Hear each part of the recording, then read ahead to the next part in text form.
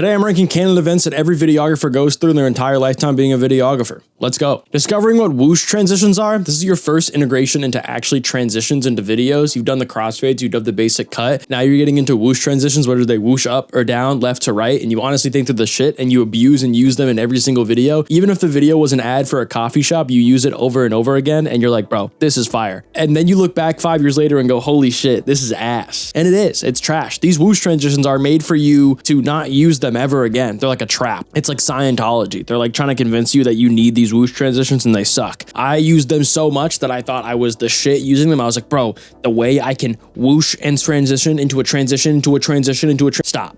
Give it up. Okay, next we have discovering what orange and teal LUTs are. You're gonna virtually put these on all of your videos for like a year, maybe even photos too. You're gonna watch a couple of Sam Colder videos and be like, holy cow, these colors are amazing. Maybe that was just 2015, but honestly, orange and teal LUTs, I still even use them now. It's a great color concept. So call me cringe, but it's a Canon event. You have to figure out what orange and teal LUTs are. You're never gonna know the difference between orange and teal and anything else. It's the best LUT, it's supreme, and it's one of the most important events in every videographer's life. I'm serious. Owning a gimbal, this is like your first love. You find something that completely transitions your life for the better, and then you put it away in a closet and never use it, and you maybe talk about it once or twice when people bring it up in conversation. It's exactly like having your first love. You're gonna get this gimbal and you're gonna fall in love with it. You're gonna use it for virtually everything. Your footage is gonna be smooth. Everything is gonna look amazing, and you're gonna be like, bro, do you see how smooth my footage is? I don't even need warp stabilizer. But you still use warp stabilizer? RIP to your gimbal. But if you still use it, what are you doing, bro? Getting your first rude client? Holy cow, this sucks. When you're starting out in videography or photography, you get so many great clients. You're like, man, I love this. And then you get a terrible one that completely changes your perspective on the world and you think everyone sucks. And you have a complete and total guard up and your pricing structure changes and your actual ability to do things over the top for people changes and you just become a completely different person. And it's so sad, but one of those people are going to come into your life. And if you haven't had a bad client yet, it's like getting your wisdom teeth out. The longer you wait, the worse the first one is going to be. So I would just try to work for someone that's shitty and get it over, rip the band-aid off. I don't know. Filming your first wedding because you heard they made money. Weddings are awesome. I actually like filming weddings, but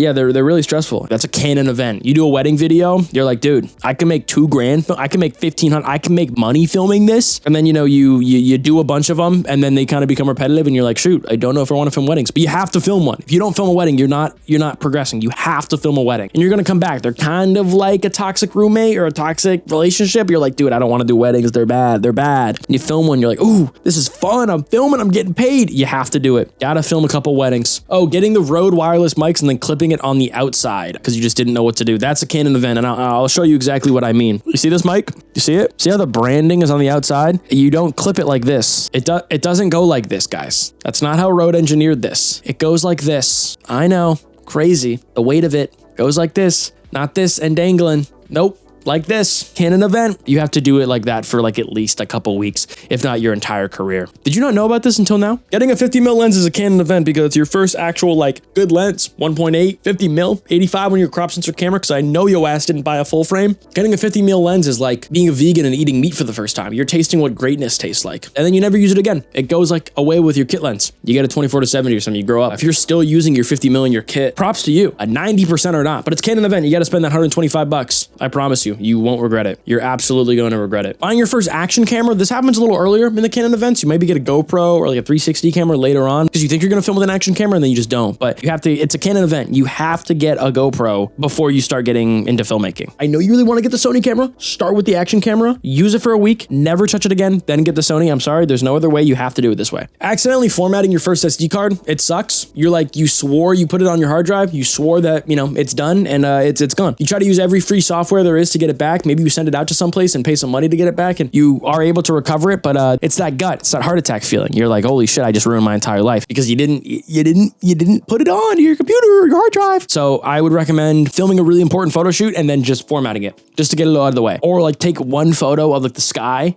and format and repeat that process. So, you know, you can just get it over with, I would say. So you don't just do it with a random wedding that paid you $2,000. Seeing another videographer at an event and getting sized up, crazy Canon event. You're at your first ever event, concert, like farmer's market. Someone with a big camera, gimbal, whole cinema setup sizes you up and is like, oh, dude, I remember when I first started out, and like tries to lecture you and tries to tell you how to like film and like is maybe like 40 or 50 years old and like doesn't even know what TikTok is and says, you know, back in my day we had film. It's Canon event. You got to be one of those guys. So I don't know, go to your local farmer's market event any old person with a camera, just ask them every advice question they want to hear, and then you just get it over with. But yeah, that's awesome. Oh yeah, going to B&H for the first time and like seeing what a new lens would cost, and then just like crying.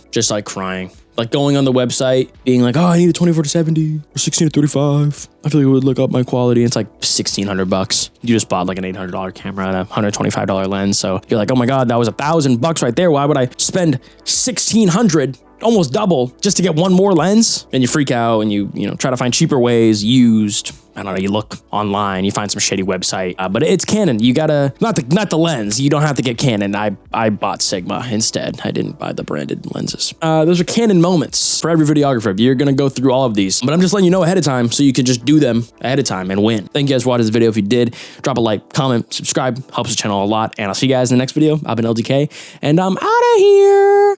I can't find the fucking record button. Okay, bye.